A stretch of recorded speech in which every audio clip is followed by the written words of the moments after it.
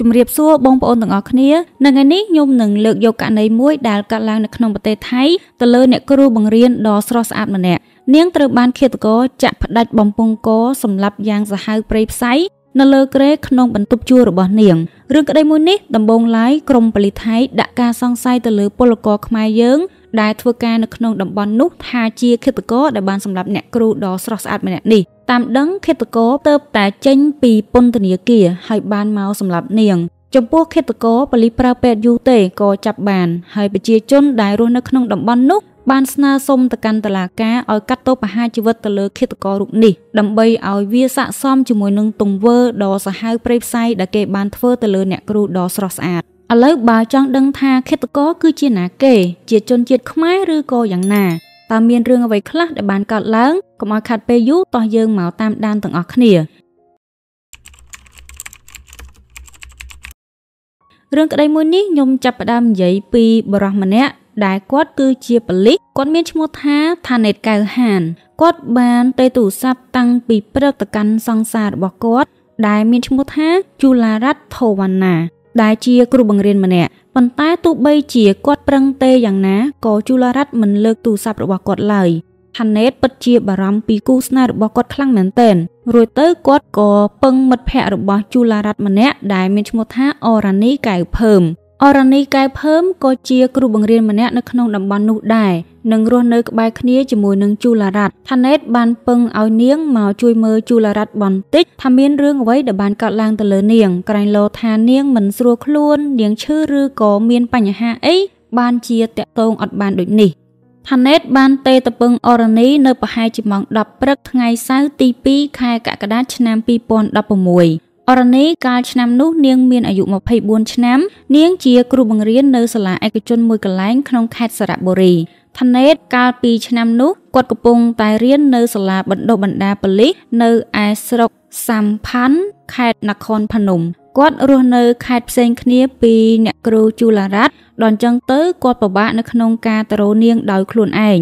ដូចនេះហើយបានជាថាណេតសុំពឹងអរ៉ានីឲ្យទៅជួយមើលជូឡារ៉ាត់នៅឯបន្ទប់ជួលឲ្យគាត់បន្តិចព្រោះថាពួកគាត់រស់នៅឆ្ងាយគ្នាគាត់ពិបាកទៅរកនាងដោយខ្លួនឯងក្រោយពេលដែលថាណេតពឹងនាងអញ្ចឹងទៅអរ៉ានីនឹកក្នុងចិត្តថាប្រហែលជាជូឡារ៉ាត់កំពុងតែដេកនាងអត់ទាន់ងើបនាងគេងខកព្រោះថានៅថ្ងៃនោះគឺជាថ្ងៃសៅរ៍ជូឡារ៉ាត់អត់ទៅបរៀនហើយកាលពីយប់មិញនាងនិងជូឡារ៉ាត់បានទៅដើរលេងនៅផ្សាររាត្រីជាមួយគ្នាហើយត្រឡប់មកវិញនៅយប់ជ្រៅរូបនាងនេះឯងជាអ្នកដែលជូនជូឡារ៉ាត់ត្រឡប់មកបន្ទប់ជួលវិញអរ៉ានីគិតថាជូឡារ៉ាត់អស់កម្លាំងចង់គេងឲ្យយូរនាងគេងអត់ទាន់ងើបដូចនេះហើយបានជាពេលដែលថាណេតទេទៅជូឡារ៉ាត់អត់បានលើកទូរស័ព្ទរបស់គាត់អរ៉ានីក៏មានចិត្តគិតអាក្រក់នៅក្នុងខ្លួនរបស់នាងដែរនាងក៏បារម្ភពីសុខភាពរបស់ជូឡារ៉ាត់ផងដែរនាងគិតថាក្រែងលោពួកម៉ាក់របស់នាងនឹងមិនស្រួលខ្លួនខ្លាចថាពួកម៉ាក់របស់នាងនឹងឈឺអីបានជាតាក់ទងអត់បានដូច្នោះពួកម៉ាក់ទាំងពីរនាក់នេះជូឡារ៉ាត់និងអរ៉ានីស្គាល់គ្នារាប់អានគ្នាយូរឆ្នាំមកហើយពួកគេស្រឡាញ់គ្នាចូលចិត្តគ្នារាប់អានគ្នាដូចបងប្អូនអញ្ចឹងរីឯថាណេតនិងជូឡារ៉ាត់វិញពួកគេស្គាល់គ្នាកាលពីរៀននៅសាកលវិទ្យាល័យជាមួយគ្នាជូឡារ៉ាត់នាងរៀននៅមហាវិទ្យាល័យអប់រំចំណែកឯថាណេតគាត់រៀននៅមហាវិទ្យាល័យផ្សេងតែនៅក្នុងសាកលវិទ្យាល័យមហាសារខ័មជាមួយគ្នាក្រោយពេលដែលបានជួបគ្នាស្គាល់គ្នាក៏មានចិត្តឲ្យគ្នាទៅវិញទៅមកមិនយូរប៉ុន្មានអ្នកទាំងពីរក៏ចាប់ផ្ដើមតាក់ទងគ្នាជាសង្សារដោយមានការដឹងឮពីឪពុកម្ដាយទាំងសងខាងជូឡារ៉ាត់និងថាណេតមានក្តីសម័យជាមួយគ្នាជាច្រើននឹងបានសន្យាជាមួយគ្នាថានឹងរៀបការជាមួយគ្នានៅពេលដែលពួកគេរៀនចប់ដោយម្នាក់ប្រឡងជាប់ជាគ្រូបង្រៀននិងម្នាក់ទៀតប្រឡងជាប់ជាប៉ូលីសអរ៉ានីក្រោយពេលដែលថាណេតពឹងឲ្យនាងទៅមើលជូឡារ៉ាត់ហើយនាងមិនចាំយូរឡើយនាងក៏បញ្ញាប់បញ្ញាល់ទៅបន្ទប់ជួលរបស់ជូឡារ៉ាត់ភ្លាមមួយសន្ទុះក្រោយមកអរ៉ានីក៏បានទៅដល់បន្ទប់ជួលរបស់ជូឡារ៉ាត់ដែលស្ថិតនៅលើផ្លូវលេខ8ក្នុងស្រុកគៀនខយជូឡារ៉ាត់មានឈ្មោះហៅក្រៅថាអ៊ីវដូច្នេះហើយចាប់ពីពេលនេះទៅខ្ញុំនឹងហៅអ្នកគ្រូជូឡារ៉ាត់ថាជាគ្រូអ៊ីវពេលដែលអរ៉ានីទៅដល់បន្ទប់ជួលគ្រូអ៊ីវនាងក៏ដើរសម្ដៅទៅបន្ទប់ជួលរបស់គ្រូអ៊ីវដែលស្ថិតនៅបន្ទប់លេខ175អរ៉ានីឃើញថាទ្វារបន្ទប់របស់គ្រូអ៊ីវបើកចំហហាក់ដូចជានាងនៅខាងក្នុងអញ្ចឹង អរនីដើរបណ្ដាស្រែកហៅឈ្មោះគ្រូអ៊ីវបណ្ដាប៉ុន្តែគ្រូអ៊ីវវិញបែរជាមិនឆ្លើយតបអីសោះមុននឹងខ្ញុំនិយាយបន្តថាមានរឿងអីបានជាគ្រូអ៊ីវមិនព្រមឆ្លើយតបអរនីខ្ញុំចង់និយាយពីលក្ខណៈផ្ទះជួលរបស់គ្រូអ៊ីវសិនថាវាយ៉ាងណាផ្ទះជួលគ្រូអ៊ីវមាន2ជួរសង់ទល់មុខគ្នានៅក្នុងមួយជួរមាន5បន្ទប់សង់ពីស៊ីម៉ង់មានកម្ពស់តែមួយជាន់ទេគឺជាន់ទល់ដីពីមួយបន្ទប់ទៅមួយបន្ទប់គឺមានរបាស៊ីម៉ង់ដែលមានកម្ពស់ប្រហែលជា1ម៉ែត្រកន្លះបើយើងឈរទៅគឺត្រឹមក្លៀកខណ្ឌដាច់ពីគ្នានៅខាងមុខបន្ទប់មានរានហាលតូចមួយសម្រាប់ឲ្យយើងអង្គុយលេងនៅពេលល្ងាចឬក៏អង្គុយយកខ្យល់អីចឹងទៅនៅបន្ទប់នីមួយៗ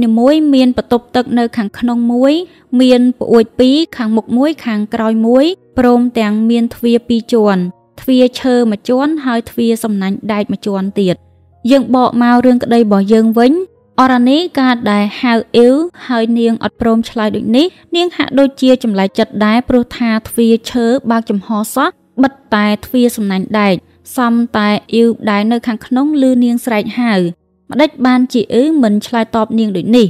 នាងដើរចូលទៅជិតបន្ទប់រួចស្រែកហៅឈ្មោះអ៊ីវ3-4 ដងទៀតប៉ុន្តែអ៊ីវនៅតែអត់ព្រមឆ្លើយតបដដែលអរនីគិតថាប្រហែលជាអ៊ីវអត់ស្រួលខ្លួនមែនហើយបានជានាងអត់ឆ្លើយតបដូច្នោះអរនីបារម្ភមែនទែនរួចទៅនាងក៏រុញទ្វាររនាំងដែកចូលទៅក្នុងបន្ទប់របស់អ៊ីវទ្វារសំណាញ់ដែកនោះអត់ពិបាកនៅក្នុងការបើកទេព្រោះអត់បានដាក់កលឹះអរនីគ្រាន់តែរុញបន្តិចទៅគឺបើកទ្វារបានហើយ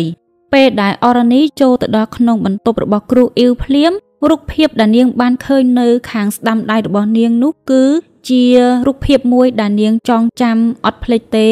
គឺរូបភាពដែលនាងអត់អាចបំភ្លេចវាបាននៅក្នុងជីវិតវាជារូបភាពរបស់គ្រូអ៊ីវមិត្តសម្លាញ់របស់នាងដែលកំពុងតែដេកស្លាប់នៅលើគ្រែក្នុងថ្លុកឈាមយ៉ាងរន្ធត់ឃើញហើយតក់ស្លុតជាខ្លាំងគ្រូអ៊ីវត្រូវបានគេសម្លាប់មិនដឹងថាមានរឿងអ្វីដែលបានកើតឡើងទៅលើនាងមិនដឹងថានរណាគឺជាឃាតករដែលបានសម្លាប់គ្រូអ៊ីវយ៉ាងសាហាវព្រៃផ្សៃដូចនេះមិនដឹងថាហេតុអីបានជាគេហ៊ានលើកដៃធ្វើរឿងដ៏ព្រៃផ្សៃបែបនេះដាក់នាងអរនីឃើញដូចនេះហើយនាងស្រែកឆោឡោនាងស្រែកហៅឲ្យគេជួយនាងផិតភ័យរន្ធត់ជាខ្លាំងនាងមិននឹកស្មានថាមានរឿងបែបនេះបានកើតឡើងទៅលើមិត្តភក្តិជាទីស្រឡាញ់របស់នាងឡើយ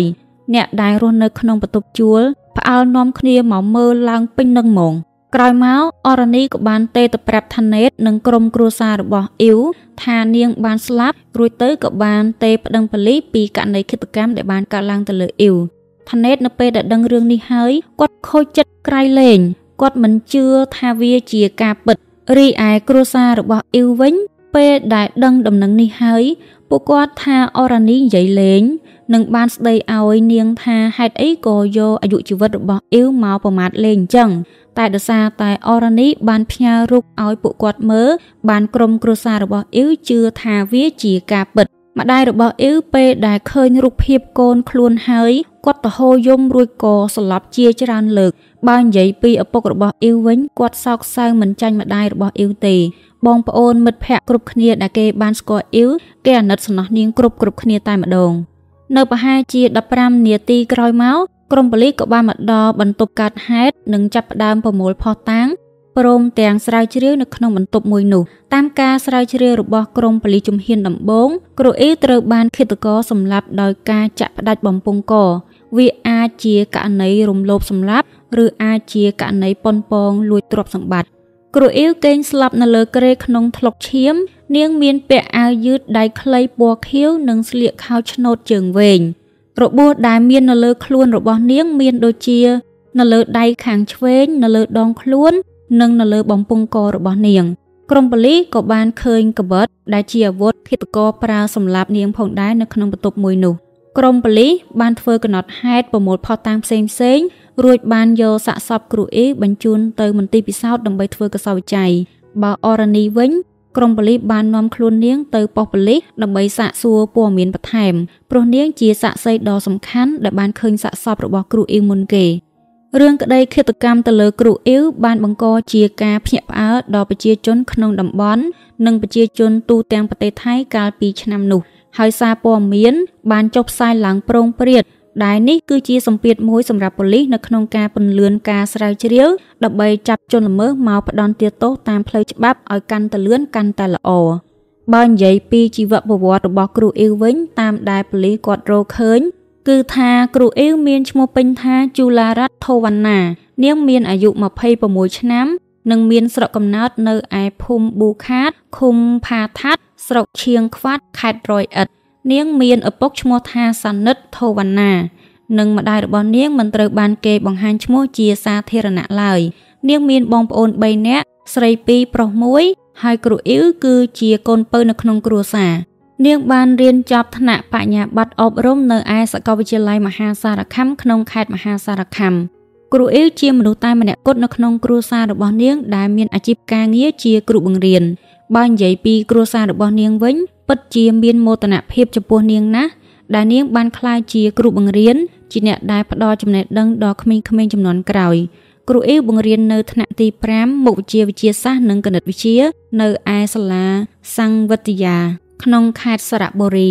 នាងស្នាក់នៅក្នុងបន្ទប់ជួលក្នុងស្រុកគៀនខយខេត្តសระបុរីសង្សាររបស់នាងមានឈ្មោះថាថាណេតកៅហានមានអាយុ26ឆ្នាំនាងជាមនុស្សសុភាពរាបសារស្រឡាញ់គោរពមនុស្សជុំវិញខ្លួននាងគួរឲ្យស្រឡាញ់មានអត្តចរិតល្អអាកប្បកិរិយាល្អរុះរាយរាក់ទាក់និងអត់ចេះប្រកាន់ខ្លួនអីឡើយនាងជាគ្រូបង្រៀនម្នាក់ដែលស្រឡាញ់អាជីពការងារគ្រូបង្រៀនហើយចុះសម្រុងជាមួយនឹងមិត្តរួមការងាររបស់នាងណាស់គ្រូអ៊ីវជាកូនពៅក្នុងគ្រួសារដូចនេះហើយនាងគឺជាមនុស្សជាទីស្រឡាញ់របស់គ្រួសារនាងជាពិសេសគឺឪពុកម្ដាយនិងបងរបស់នាងផ្ទាល់តែម្ដងតាមការសាកសួរព័ត៌មានពីអរ៉ានីនាងសង្ស័យទៅលើអ្នកដែលរស់នៅក្នុងផ្ទះជួលជាមួយនឹងគ្រូអ៊ីវព្រោះនាងធ្លាប់ឮគ្រូអ៊ីវនិយាយប្រាប់នាងថាកាលពីគ្រូអ៊ីវនៅរស់មានបរិសម្នាក់ធ្លាប់ឈរមើលនាងនៅពេលដែលគ្រូអ៊ីវហាលខោអាវប៉ូលីសក៏បានទៅសាកសួរចម្លើយបរិសម្នាក់នោះប៉ុន្តែតាមដែលប៉ូលីសសង្កេតមើលបរិសម្នាក់នោះគេមិនបានជួបពាក់ព័ន្ធទៅលើការស្លាប់របស់គ្រូអ៊ីវឡើយលើសពីនេះគេមិនមានពិរុទ្ធមិនមានស្លាកស្នាមអ្វីឡើយនៅលើរាងកាយរបស់គេដូចនេះហើយបានជាក្រុមប៉ូលីសដកការសង្ស័យចេញពីបរិសម្នាក់នោះមានសាក្សីម្នាក់ជាមនុស្សស្រីនិងជាអ្នកដែលរស់នៅផ្ទះជួលនោះផ្ទាល់ចេញមកនិយាយប្រាប់ប៉ូលីសថានៅយប់កើតហេតុត្រូវនឹងថ្ងៃទី2ខែវិច្ឆិកាឆ្នាំ2016នៅប្រហែលជាម៉ោង2រំលងអធ្រាត្រនាងបានឮសំឡេងមនុស្សស្រីស្រែកប៉ុន្តែមិនមែនស្រែកឲ្យជួយឡើយនាងគ្រាន់តែស្រែកហាហាហាធម្មតាសំឡេងស្រែកនោះក៏អត់យូរដែរប្រហែលជា10នាទីក៏ស្ងាត់ទៅវិញនាងស្មានថាប្តីប្រពន្ធរបស់គេឆ្លោះគ្នាហើយក៏អត់បានខ្វល់អីឡើយណាមួយដោយសារតែវាយប់ជ្រៅផងនាងងុយគេងនាងក៏អត់បានចេញទៅមើលហើយក៏សង្ងំដេកទៅវិញទៅឃាតកម្មលើគ្រូអ៊ីវវាសាហាវខ្លាំងពេកទាំងដែលស្រុកគៀនខយអត់ដែលមានរឿងឃាតកម្មបែបនេះឡើយពីមុនមកក្រុមប៉ូលីសនៅពេលដែលពួកគាត់ឃើញរបួសនៅលើសាកសពរបស់គ្រូអ៊ីវក្រុមប៉ូលីសគិតថានេះមិនមែនជាស្នាដៃរបស់ជនជាតិថៃនោះឡើយព្រោះក្រុមប៉ូលីសជឿជាក់ថាជនជាតិថៃមិនហ៊ានលើកដៃសម្លាប់មនុស្សយ៉ាងសាហាវព្រៃផ្សៃដូចនេះឡើយក្រុមប៉ូលីសជឿជាក់ថាគ្រូអ៊ីវច្បាស់ជាត្រូវបានជនជាតិផ្សេងសម្លាប់ដោយហេតុថានៅតំបន់ជុំវិញបន្ទប់ជួលរបស់គ្រូអ៊ីវស្នាក់នៅគឺមានពលករចំណាក់ស្រុករស់នៅក្នុងតំបន់នោះជាច្រើនអ្នកក្រុមប៉ូលីសជឿជាក់យ៉ាងមុតមាំថាពលករទាំងអស់នេះហើយគឺជាឃាតករដែលបានសម្លាប់គ្រូអ៊ីវក្នុងចំណោមពលករដែលក្រុមប៉ូលីសដាក់ការសង្ស័យខ្លាំងនោះគឺជាជនជាតិខ្មែរយើងដែលជាពលករចំណាក់ស្រុកទៅធ្វើការនៅក្នុងប្រទេសថៃពលករខ្មែរទាំងនោះគឺជាបរិសុទ្ធមានគ្នា3នាក់ពួកគាត់ជាកម្មករធ្វើមាន់ការងារដែលពួកគាត់ធ្វើគឺសម្លាប់មាន់ដើម្បីយកទៅលក់នៅឯផ្សារតាមរបាយការណ៍ប៉ូលីសនៅថ្ងៃកើតហេតុចន្លោះម៉ោង8ដល់ម៉ោង11យប់បរិសុទ្ធទាំង3នាក់នោះបាននាំគ្នាផឹកស្រា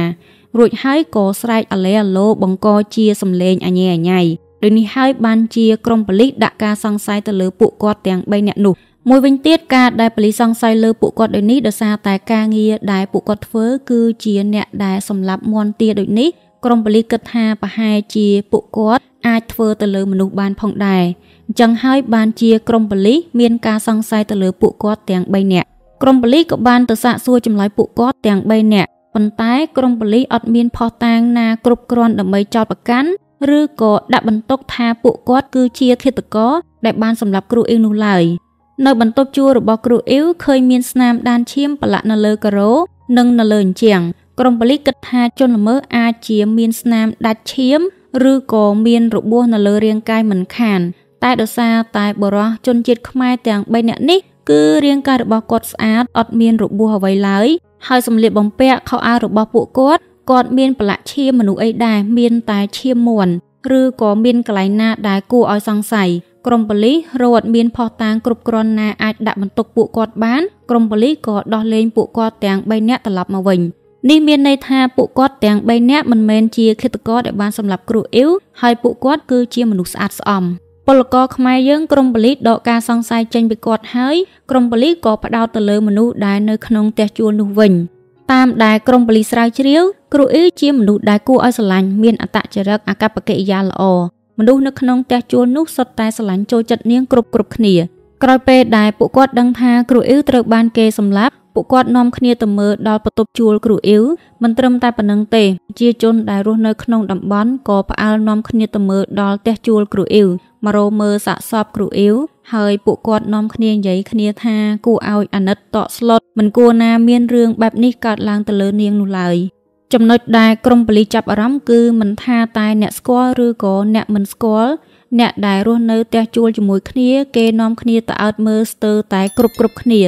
ស្រាប់តែបាត់បរិះម្នាក់ជាអ្នកដែលរស់នៅបន្ទប់ទល់មុខគ្នាជាមួយនឹងគ្រូអ៊ីវតែម្ដងគេអត់បានទៅមើលទេគឺបាត់ខ្លួនអត់ឃើញមកអើតមើលកន្លែងកើតហេតុសូម្បីតែបន្តិចបើទោះបីជាគេរស់នៅបន្ទប់ជួលទល់មុខគ្នាជាមួយនឹងគ្រូអ៊ីវក៏ដោយនិយាយទៅជាធម្មតាបើសិនជាមានករណីឃាតកម្មកាប់សម្លាប់កើតឡើងមនុស្សគ្រប់គ្នាមិនថាខ្ញុំមិនថាគេទេគឺចង់ដឹងចង់ឃើញនាំគ្នាទៅអើតមើលហើយកុំថាឡើយតែករណីឃាតកម្មសូម្បីតែគ្រោះថ្នាក់ចរាចរណ៍គឺរត់ទៅមើលឡើងព្រាតពេញនឹងមនុស្សភាគច្រើនសុទ្ធតែទៅមើលសាកសពរបស់គ្រូអ៊ីវទោះបីជានៅជិតឬក៏នៅឆ្ងាយអីភាគច្រើនគឺគេទៅមើលហើយក៏ប៉ុន្តែបរិះម្នាក់នេះរស់នៅបន្ទប់ទល់មុខគ្នាជាមួយនឹងនាងសោះបែរជាអត់ទៅមើលវាប្លែកវាធ្វើឲ្យប៉ូលីសមានចិត្តសង្ស័យទៅលើរូបគេដោយមានការសង្ស័យទៅលើបរិះរូបនេះក្រុមប៉ូលីសក៏ចាប់ផ្ដើមស៊ើបអង្កេតពីប្រវត្តិរបស់គេបរិះម្នាក់នេះមានឈ្មោះថាឆាត្រីរួមសួននឿតមានអាយុ27ឆ្នាំគេរស់នៅបន្ទប់ទល់មុខគ្នាជាមួយនឹងគ្រូអ៊ីវដែលមានបន្ទប់លេខ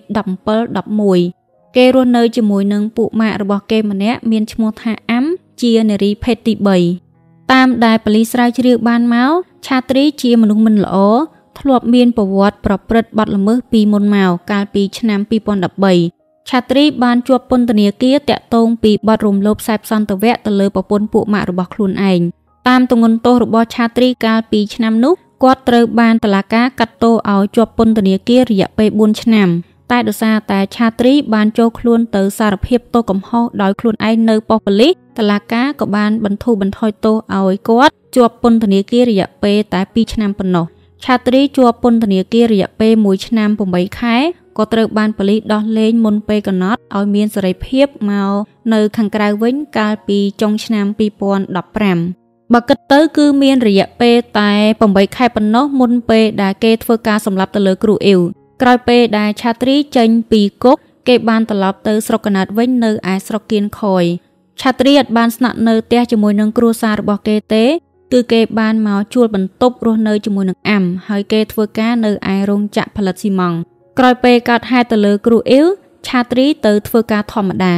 អំឡុងពេលដែលខាងប៉ូលីសកំពុងតែស៊ើបអង្កេតលើឆាត្រីក៏មានសាក្សីម្នាក់ជាអ្នកលក់ទំនិញនៅឯផ្សារបានចូលខ្លួនប្រាប់ប៉ូលីសថានៅថ្ងៃមុនឆាត្រីបានទៅទិញប្រដាប់លាងរបួសនៅកន្លែងរបស់គាត់ហើយខាងប៉ូលីសដោយហេតុថាមានការសង្ស័យទៅលើគាត់ផងនោះខាងប៉ូលីសក៏រៀបចំល្បិចដើម្បីចាប់ខ្លួនឆាត្រីបើមិនធ្វើដូចនេះទេប៉ូលីសខ្លាចថាឆាត្រីដឹងខ្លួនមុននឹងធ្វើការកិច្ចខ្លួនប៉ូលីសបានសហការគ្នាជាមួយនឹងអាំឲ្យអាំទូរស័ព្ទបោកឆាត្រីដែលកំពុងតែធ្វើការធម្មតាឲ្យគេចេញមកជួបនាងហើយក្រុមប៉ូលីសក៏ចាប់ខ្លួនឆាត្រីបាននៅពេលនោះឯងឆាត្រីត្រូវប៉ូលីសយកទៅឃុំខ្លួនបណ្ដោះអាសន្នដើម្បីរងចាំការសាកសួរចម្លើយតាមការពិនិត្យលើរាងកាយរបស់ឆាត្រីគឺថាគេមានរបួសនៅលើខ្នងដៃខាងឆ្វេងស្នាមកញ្ចក់ខ្វៅដាច់សាច់ជាច្រើនកន្លែងនៅលើខ្លួនរបស់គាត់ក្រៅពីនេះក៏មានភស្តុតាងដ៏សំខាន់មួយទៀតនោះគឺអាវរបស់គាត់ដែលប្រឡាក់ឈាមក្រុមអ្នកធ្វើកសោវិច័យបានយកឈាមដែលនៅលើអាវនោះទៅធ្វើកសោវិច័យក៏បានបង្ហាញថាឈាមដែលមាននៅលើអាវនោះគឺជាឈាមរបស់គ្រូអ៊ីវមែនលើសពីនេះគេក៏រកឃើញ DNA របស់គ្រូអ៊ីវនៅលើរាងកាយរបស់ឆាត្រីផងដែរ រីឯសាកសពរបស់គ្រូអ៊ីវដែលក្រុមប៉ូលីសបានបញ្ជូនទៅធ្វើកសោវិច័យខាងក្រុមប៉ូលីសក៏បានរកឃើញ DNA របស់ឆាត្រីនៅក្នុងកញ្ចក់ដៃនិងនៅតំបន់ដើមទ្រូងរបស់គ្រូអ៊ីវការដែលក្រុមប៉ូលីសមានភស្តុតាងគ្រប់គ្រាន់ដូចនេះឆាត្រីអត់អាចប្រកែកបានទេ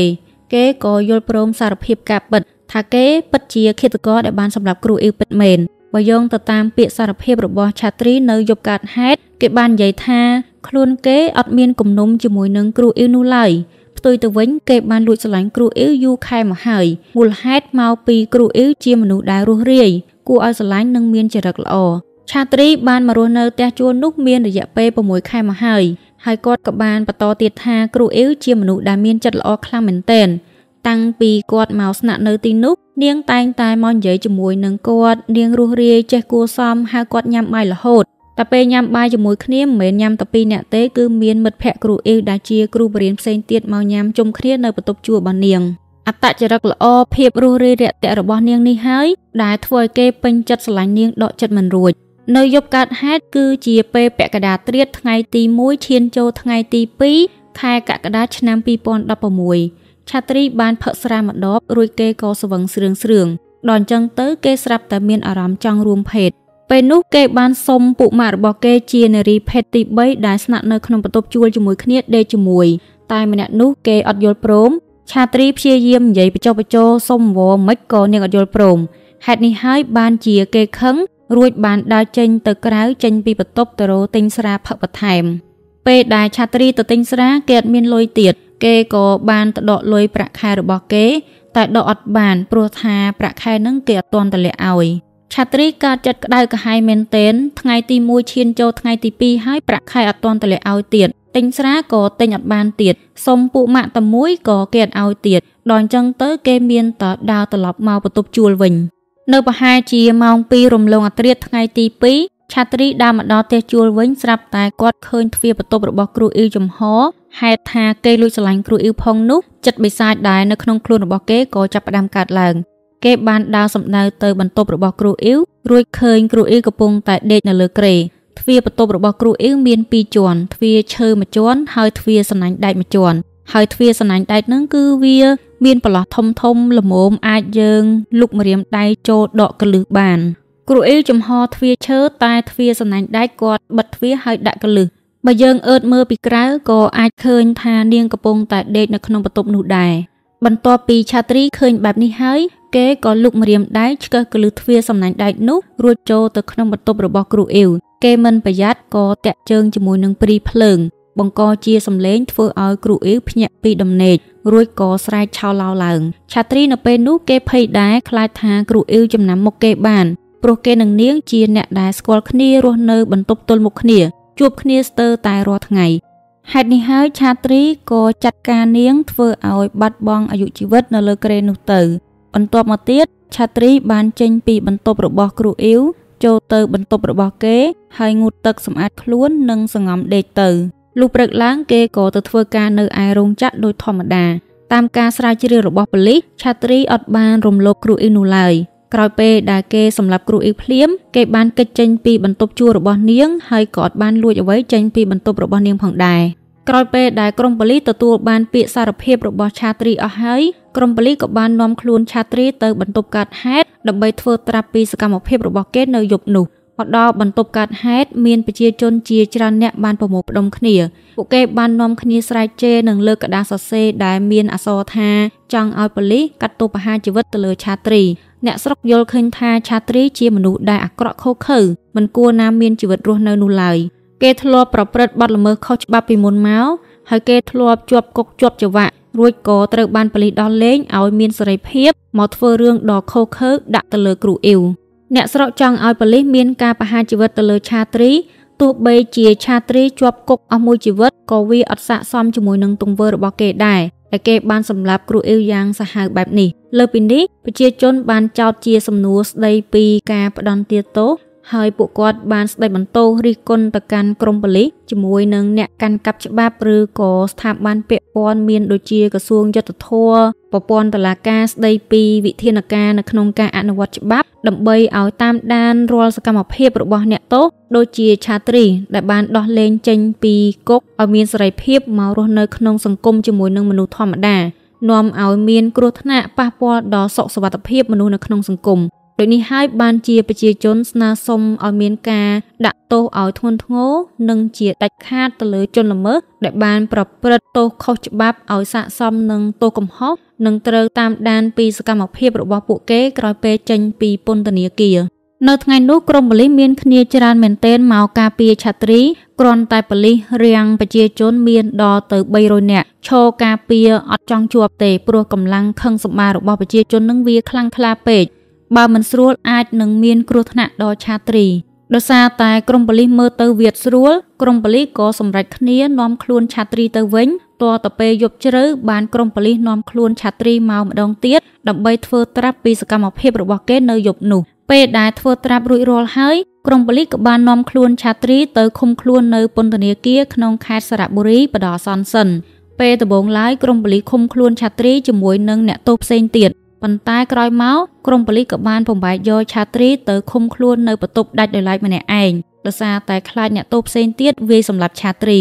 នៅមុខបន្ទប់ឃុំឃាំងរបស់ឆាត្រីមានប៉ូលីសឈរយាមជាប់24ម៉ោងលើ24ម៉ោងអត់ដាច់ទេព្រោះប៉ូលីសខ្លាចថាឆាត្រីនឹងធ្វើអត្តឃាតសម្លាប់ខ្លួនដូចនេះហើយបានជាក្រមប៉ូលីសដាក់អ្នកយាមជាប់ជានិច្ចចំពោះការកាត់ទោសទៅលើឆាត្រីតុលាការបានពិចារណាថានឹងត្រូវជាប់ពន្ធនាគារអស់មួយជីវិតឬក៏ត្រូវកាត់ទោសប្រហារជីវិតបកមកគ្រួសាររបស់គ្រូអ៊ីវវិញឪពុករបស់នាងដែលមានឈ្មោះថាសានិតបានមកទទួលសពរបស់កូនរួចបានទៅបន្ទប់កាត់ហេតុដោយមានទៀនធុកយកមកហៅព្រលឹងគ្រូអ៊ីវត្រឡប់ទៅស្រុកកណាត់វិញនៅឯខេត្តរយអ៊ិតដើម្បីធ្វើពិធីបុណ្យសពឲ្យនាងទៅតាមពុទ្ធសាសនាមើលទៅតាមរូបភាពវីដេអូនេះទឹកមុខកាយវិការរបស់ឪពុកគ្រូអ៊ីវគឺនឹងណូរឹងមាំប៉ុន្តែនៅក្នុងចិត្តរបស់គាត់វិញមិនដឹងថាឈឺចាប់ប៉ុណ្ណាទេការដែលបានបាត់បង់កូនស្រីពើជាទីស្រឡាញ់និយាយទៅការឈឺចាប់នេះអត់អាចកាត់ថ្លៃបានទេនៅក្នុងក្រុមគ្រួសារសមាជិកគ្រួសាររបស់នាងសុទ្ធតែឈឺចាប់សោកសៅចំពោះការដែលបានបាត់បង់នាងនិងមនុស្សម្នាក់ទៀតដែលឈឺចាប់ស្ទើរតែស្លាប់ស្ទើរតែរស់នោះគឺថាណេតដែលត្រូវជាសង្សាររបស់នាងថាណេតបានរៀបរាប់នៅក្នុងសារព័ត៌មានថាគាត់ពិតជាឈឺចាប់និងសោកស្ដាយជាខ្លាំងដែលមិនអាចការពារមើលថែមនុស្សដែលខ្លួនឯងស្រឡាញ់ឲ្យបានល្អក្តីសុបិនដែលគាត់ធ្លាប់មានជាមួយនឹងនាងត្រូវរលាយអស់មួយប៉ព្រិចភ្នែកក្តីសម័យរបស់ថាណេតនោះគឺពេលដែលគាត់បានប្រឡងបញ្ចប់ជាប់ជាប៉ូលីសពេញសិទ្ធគាត់នឹងសុំអ្នកគ្រូអ៊ីវរៀបការថាណេតអត់ទាន់បានប្រឡងបញ្ចប់ថ្នាក់ប៉ូលីសផងស្រាប់តែកើតហេតុទៅលើគ្រូអ៊ីវបាត់ពិធីបុណ្យសពរបស់គ្រូអ៊ីវប្រព្រឹត្តទៅនៅថ្ងៃទី6ខែកក្កដាឆ្នាំ2016នៅឯវត្តម៉ាកឡែងក្នុងភូមិប៊ូខាវត្តនោះជាវត្តស្រុកស្រែតូចមែនទែនមានព្រះសង្ឃគង់នៅតែប្រមាណអង្គទេហើយអត់មានឈាបនដ្ឋានឬក៏និយាយឲ្យស្រួលស្ដាប់ទៅគេហៅថាបច្ឆាឬក៏មេនសម្រាប់បូជាសពនោះឡើយក្នុងពិធីបុណ្យសពរបស់នាងអ្នកស្រុកបានទៅចូលរួមជាច្រើនអ្នកបានមកជួយរំលែកទុក្ខគ្រួសាររបស់នាងនៅពេលដែលគេដង្ហែសពគ្រូអ៊ីវយកទៅបូជាថាណេតគឺជាអ្នកដែលដើរនាំមុខកាន់រូបថតរបស់គ្រូអ៊ីវដោយសារតែវត្តនោះតូចអត់មានបច្ឆាសម្រាប់បូជាសពគេក៏បានយកកង់ឡាន 5-6 យកទៅទ្រពីក្រោមរួចក៏យកអស់មកកពីលើគ្នាសឹមបានដាក់មឈូសរបស់គ្រូអ៊ីវហើយបូជានាងនៅកដាវាលមើលទៅគឺវាអាណោចអាធំគួរឲ្យអាណិតគ្រូអ៊ីវក្រៃលែងរយៈពេល 5-6 ខែក្រោយការស្លាប់របស់គ្រូអ៊ីវត្រូវនឹងខែមករាឆ្នាំ2017ថាណេតបានប្រឡងបញ្ចប់ការសិក្សារបស់គាត់ក្លាយជាប៉ូលីសពេញសិទ្ធថាណេតក្នុងឯកសណ្ឋានពណ៌សដៃរបស់គាត់កាន់រូបថតរបស់គ្រូអ៊ីវថ្ងៃទទួលសញ្ញាបត្រគាត់បានបង្ហោះសារនៅក្នុង Facebook របស់គាត់ថាថ្ងៃនេះសង្សាររបស់គាត់សំដៅទៅលើគ្រូអ៊ីវក៏បានមកដែរអ្នកដែលមានឥទ្ធិពលបំផុតនៅក្នុងជីវិតរបស់គាត់ថ្ងៃនេះគាត់ធ្វើបានហើយរឿងដែលគាត់សន្យាជាមួយនឹងគ្រូអ៊ីវប៉ុន្តែហេតុអីក៏អត់មានវត្តមានគ្រូអ៊ីវនៅទីនេះជាមួយគាត់ហេតុអីបានជាវាសនារបស់គាត់មិនអាចជួបគ្នាដូចនេះតើហេតុអ្វីបានជាព្រំលិខិតខូខើដាក់គាត់ខ្លាំងម្ល៉េះថ្ងៃនេះគាត់មានអារម្មណ៍ថាចំណែនជាមួយនឹងមិត្តភ័ក្តិជាច្រើនអ្នកដែលមានសង្សារឈរថតរូបជាមួយប៉ុន្តែមិនអីទេអ៊ីវគឺនៅក្បែរគាត់ជានិច្ច នាងមិនបានទៅណាឡើយមិនថាអ៊ីវនៅទីណាគាត់ក៏នៅទីនោះដែរនាងនឹងចាំឲ្យកម្លាំងចិត្តគាត់ជារៀងរហូតអានសារនេះហើយពិតជាអាណិតពួកគាត់ខ្លាំងមែនទែនគាត់ស្រឡាញ់គ្នាប៉ុន្តែអត់អាចរស់នៅជាមួយគ្នាបានត្រូវព្រាត់ប្រាសដោយអត់អស់ចិត្តបើនិយាយពីផ្ទះជួលរបស់គ្រូអ៊ីវវិញក្រោយការស្លាប់របស់នាងផ្ទះជួលដែលមានមនុស្សរស់នៅគ្រប់បន្ទប់បែរជាពួកគេចាប់ផ្ដើមរើចេញម្ដងមួយបន្ទប់ចេញពីផ្ទះជួលនោះទៅជាបន្តបន្ទាប់បើតាមសារព័ត៌មានដែលគេបានទៅសម្ភាសអ្នកដែលរស់នៅក្នុងផ្ទះជួលទាំងនោះគេបាននិយាយថាពួកគាត់មានអារម្មណ៍ថារន្ធត់ចេះតែនឹកឃើញរឿងរ៉ាវទាំងអស់នោះវានាំឲ្យប៉ះពាល់ដល់ផ្លូវចិត្តដល់សតិអារម្មណ៍របស់ពួកគាត់មួយវិញទៀតពួកគាត់បាននិយាយថាពួកគាត់ចេះតែឮសំឡេងមនុស្សស្រីយំមនុស្សស្រីស្រែកនៅពេលពាក់កណ្ដាលយប់ធ្វើឲ្យពួកគាត់ភ័យខ្លាចអត់អាចរស់នៅទីនេះបានទៀតទេពួកគាត់គិតថាខ្មោចគ្រូអ៊ីវតលងគាត់មកបន្លាចពួកគាត់ដូចនេះហើយបានជាពួកគាត់នាំគ្នារើចេញទៅរស់នៅកន្លែងផ្សេងបើនិយាយពីម្ចាស់ផ្ទះជួលវិញក្រោយពេលដែលមានរឿងរ៉ាវដ៏អាក្រក់នេះបានកើតឡើងក្រោយពេលដែលមានករណីឃាតកម្មសម្រាប់គ្រូអ៊ីវកើតឡើងទៅលើផ្ទះជួលរបស់គាត់បានរៀបចំធ្វើពិធីបុណ្យនៅផ្ទះជួលរបស់គាត់ជាការលើករាសីបញ្ជៀសឧបទ្រពចង្រៃចេញពីផ្ទះជួលរបស់គាត់ក្រោយពេលដែលអ្នកជួលបន្ទប់ចេញអស់ពីផ្ទះជួលរបស់គាត់ម្ចាស់ផ្ទះជួលក៏ត្រូវបានបិទផ្ទះនោះចោលរួចអត់ទទួលជួលឲ្យនរណាគេផ្សេងទៀតឡើយហើយបើតាមម្ចាស់ផ្ទះគាត់បាននិយាយថាគាត់នឹងវាយផ្ទះនោះចោលដើម្បីរៀបចំធ្វើអ្វីផ្សេងក្រៅពីនេះហើយខ្ញុំក៏ដឹងថាឥឡូវនេះផ្ទះជួលមួយនោះទៅជាយ៉ាងណាដែរដោយសារតែករណីឃាតកម្មនេះវាបានកើតឡើងតាំងពីឆ្នាំ2016ហើយឥឡូវឆ្នាំ2025ហើយអត់មានឯកសារណាផ្សេងទៀតដែលអាចឲ្យយើងដឹងពីស្ថានភាពផ្ទះជួលរបស់គ្រូអ៊ីវនាពេលបច្ចុប្បន្ននោះឡើយរឿងហេតុដែលបានកើតឡើងទៅលើគ្រូអ៊ីវទាំងប៉ុន្មានបងប្អូនទាំងអស់គ្នាច្បាស់ជាឆ្ងល់ហើយថាហេតុអីបានជាគ្រូអ៊ីវដេកមិនព្រមបិទទ្វារឈើបិទតែទ្វារសំណាញ់ដែកដាក់កលឹះដូច្នេះតាមការប៉ាន់ស្មានរបស់ក្រុមប៉ូលីសគឺថាប្រហែលជាគ្រូអ៊ីវបើកចំហទ្វារឈើហើយបិទទ្វារដាក់កលឹះទ្វារសំណាញ់ដែកដើម្បីឲ្យមានខ្យល់ចេញចូលហើយនាងអាចជាដេកលេងរួចក៏ភ្លេចខ្លួនដេកលក់ទៅហើយនាងអត់បានដឹងខ្លួនចឹងទៅក៏អត់បានបិទទ្វារឲ្យបានត្រឹមត្រូវទើបធ្វើឲ្យឆាត្រីអាចចូលទៅក្នុងបន្ទប់របស់នាងធ្វើរឿងដ៏ខុសខើដាក់ទៅលើរូបនាងនេះជាការធ្វេសប្រហែសរបស់គ្រូអ៊ីវបើសិនជានាងប្រយ័ត្នជាងនេះបន្តិចក៏អត់មានរឿងរ៉ាវបែបនេះកើតឡើងដែរឆាត្រីក៏ដូចគ្នានាងនិងគេជាមនុស្សដែលធ្លាប់ស្គាល់គ្នាធ្លាប់ញ៉ាំបាយជាមួយគ្នារស់នៅទល់មុខបន្ទប់គ្នាឃើញគ្នារាល់ថ្ងៃមិនគួរណាគេធ្វើរឿងដ៏ស្មោកគ្រោកសាហាវខុសខើបែបនេះដាក់នាងសោះទាំងដែលនាងធ្វើល្អដាក់គេនាងមានចិត្តល្អរុះរាយរាក់ទាក់អត់ចេះឆ្មាំងឆ្មៃអត់វៃរឹកដាក់រុកគេគួរណាតែគេនឹកឃើញរាល់ទង្វើល្អរបស់គ្រូអ៊ីវដែលធ្លាប់បានធ្វើដាក់រុកគេមិនសមណាគេហ៊ានលើកដៃសម្រាប់នាងបែបនេះសោះគ្រូអ៊ីវស្អាតឆ្លាតពូកែនៅមានអនាគតវែងឆ្ងាយនាងមិនសមជួបរឿងអកុសលបាត់បង់អាយុជីវិតទាំងវ័យក្មេងដូចនេះឡើយករណីឃាតកម្មដ៏សាហាវខុសខើដែលបានកើតឡើងទៅលើគ្រូអ៊ីវទាំងអស់វាជាសារដាស់តឿនមួយសម្រាប់អ្នកដែលរស់នៅម្នាក់ឯងជាពិសេសគឺមនុស្សស្រីត្រូវចាក់សោទ្វារឲ្យបានល្អព្រោះថាជនខិលខូចគេអាចមានវិធីដើម្បីចូលឬក៏អាចកាច់សោឆ្កឹះទ្វារចូលទៅបានមួយវិញទៀតកូនសោនិងកលឺទ្វារត្រូវតែប្រកាសថាជាសោដែលរឹងមាំអាចការពារយើងបានកុំឲ្យមានគ្រោះថ្នាក់ឬក៏បាត់បង់ទ្រព្យសម្បត្តិរបស់យើងចំពោះរឿងក្តីរបស់គ្រូអ៊ីវនៅថ្ងៃនេះខ្ញុំសូមបញ្ចប់វាត្រឹមតែប៉ុណ្្នឹងឯងជាចុងក្រោយខ្ញុំសូមអរគុណដល់បងប្អូនទាំងអស់គ្នាដែលបានតាមដានវីដេអូមួយនេះតាំងពីដើមដល់ចប់ខ្ញុំសូមជូនពរឲ្យបងប្អូនទាំងអស់គ្នាជួបតែសំណាងល្អសុខភាពល្អអរគុណច្រើនជម្រាបលា